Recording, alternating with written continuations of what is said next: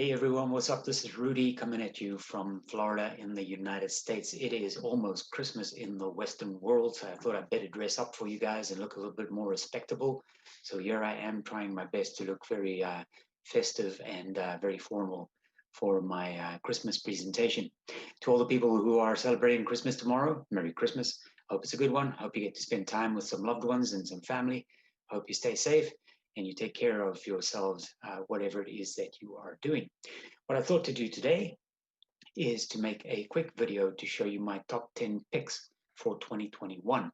Now, a number of people, the most recent one was Adi Shemla from Israel, commented on my YouTube channel and said, hey, Mr. Oxy, we missed the Occidental videos, or we missed the Oxy videos. And I replied and I said, well, hopefully no news is good news, right? I hope so. I think so anyway. But what I'm going to do is just run you through my sort of top 10 list in no particular order, and we'll see how we go. This is what you came for. Oh, this is what you came for. I'm over. This is what you came for. I'm on. This is me. She said, I'm ready. So come and get me. I'm over here. I'm over here. All right, everybody, let's quickly take a look at my 2021 top 10 stock picks as of December the 24th. Obviously, this is information that may change. And in addition to that, it is purely for your entertainment, and it's information I'm sharing with you, which basically also taps into my personal equity portfolio to give you an idea of some of the equities that I hold in my own portfolio. But what we want to do is we want to spend a little bit of time just taking a look at these. But before I do that, I just mentioned that this is purely for your entertainment. I don't want you to use this as some sort of advice in terms of Rudy said, Mr. Oxy said you must whatever. None of that, right? If you are going to buy any of these stocks that I'm going to share with you, you should be prepared to lose all your money, because all the information I'm sharing with you is just information for people who are totally bored, and probably because it is Christmas. So anyway, what we're going to do is we're going to talk a little bit about my sort of top 10 picks for 2021. So I'm actually going into 2021 with long positions on every single one that I'm going to share with you right now. So the first one is AGNC. AGNC is a REIT. It's one of the sort of foundational longs in my portfolio. It pays me a very healthy dividend. And TipRank says it is a strong buy with a target price of about $16.14. Should the price pull back a little, I'd probably buy a little bit more. But anyway, I keep AGNC as a foundational equity in my equity portfolio, in addition to the fact that I collect the dividend that they pay on a regular basis and reinvest that into more AGNC stock as we go. The second one I wanted to highlight for you is Wells Fargo. Now, I had previously made a video where I actually posed the question and said, Wells Fargo sucks, or does it? So obviously, as you can see, my opinion on that is somewhat mixed, and maybe my conclusion was somewhat inconclusive. However, TipRanks currently rates Wells Fargo a moderate buy with a target price of $32.67, which is about a 10% upside from where it is trading right now. I have a position in Wells Fargo. I think it's actually one of the cheapest banks, especially large banks with multiple tens of thousands of branches right across the United States. It is super cheap. I think I previously owned Wells Fargo in around about 2012, 2014, in that time frame. And at that point in time, my cost basis was about $28. So Wells Fargo, much like Occidental Petroleum, is just super cheap. The next one is one of my favorites, AllianceBernstein. Oh yeah, I'm not supposed to have favorite stock, so just erase and delete that. AllianceBernstein is a stock that I have been invested in for a long, long time. It is an investment house. It also pays a very, very healthy dividend. So I've used this as a foundation to my long portfolio as well.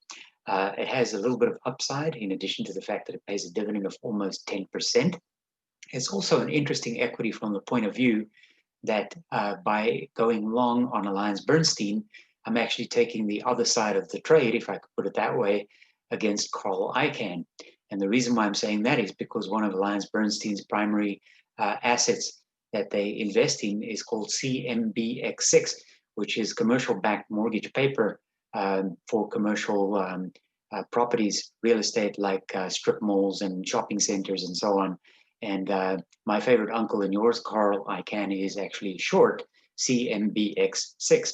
Now, the CMBX6 portfolio is not AllianceBernstein's entire portfolio, but it's just interesting to me that in this particular instance, I am on the other side of the trade compared with Carl Icahn, who I generally, probably 99.9% of the time, tend to agree with. The next one is a new one for me. It's called Energy Fuels. The ticker on this one, in case you want to look it up, is UUUU, 4 U's. Energy Fuels is currently rated a strong buy by TipRanks, and the shares can currently be acquired in the market if you want to go long on UUUU for around $3. So the cost of entry is relatively low.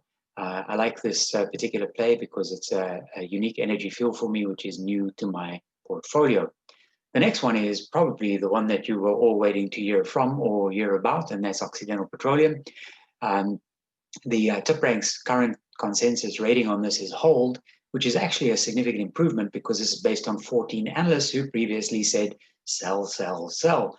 According to TipRanks, the target price is $18.25 with a 5% upside from where we are right now.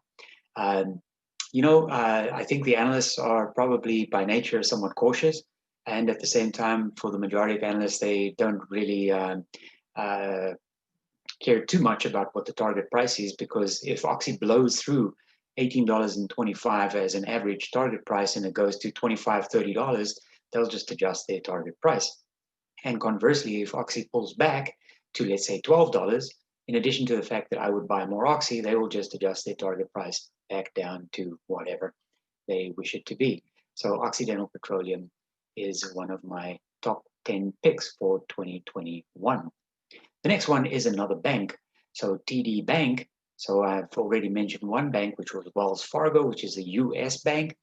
TD Bank, or Toronto Dominion Bank, is actually a Canadian bank, but it has a very large footprint in the United States. It actually has, I think, more retail branches in the United States than what it has in Canada.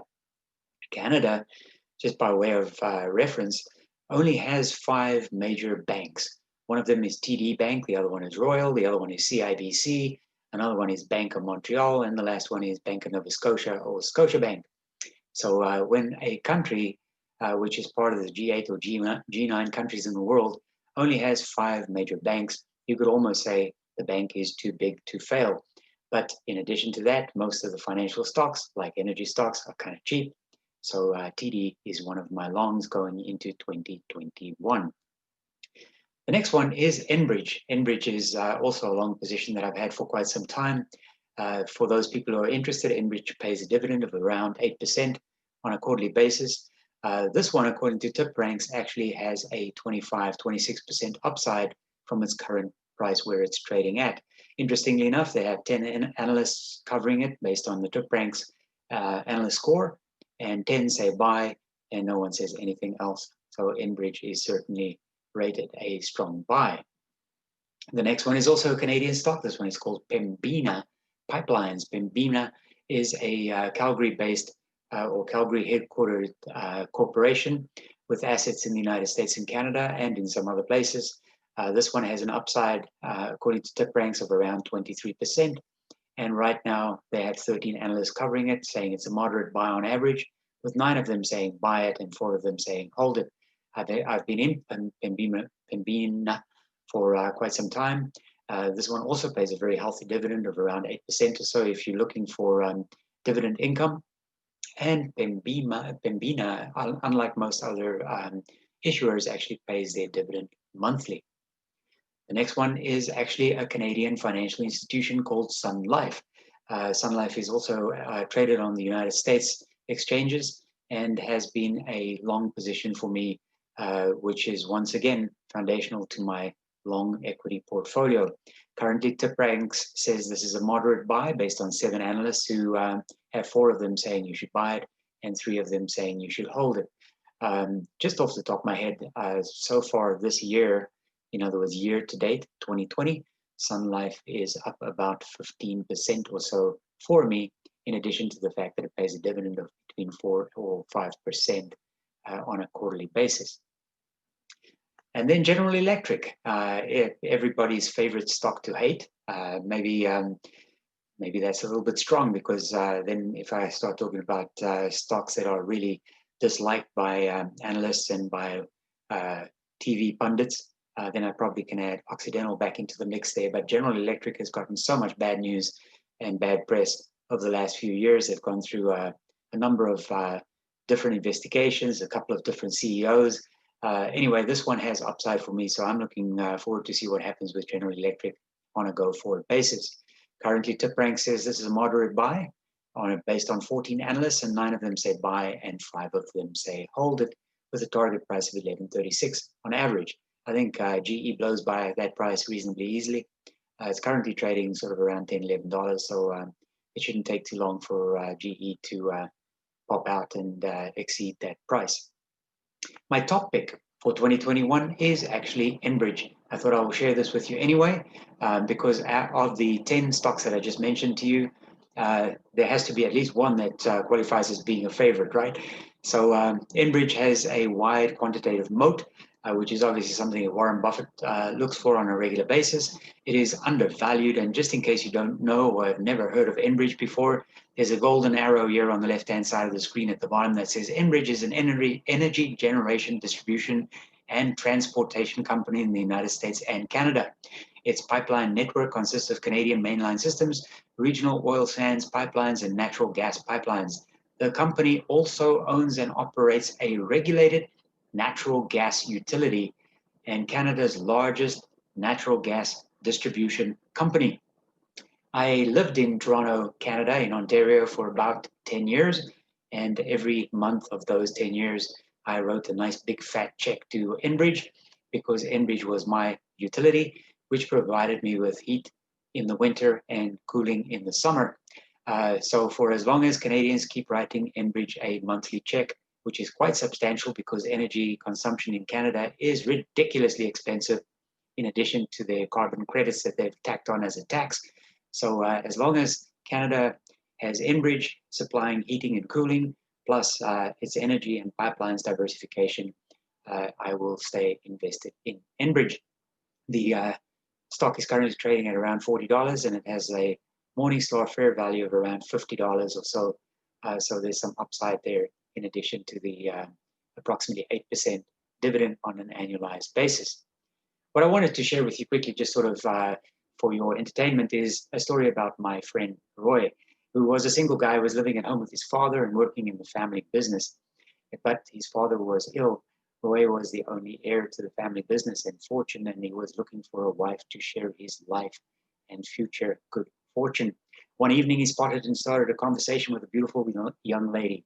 And during the conversation, Roy said, "I might look like an ordinary, typical young man, but my father is ill, and within the next year or so, I will inherit the family business. It is worth $200 million. Impressed, she accepted his business card, because that way they would be able to maintain contact. 3 weeks later, she became his stepmother.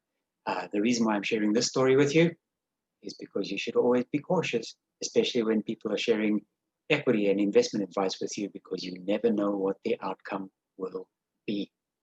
So guys, on that note, this is my sort of Christmas edition of my top 10 stocks going into 2021.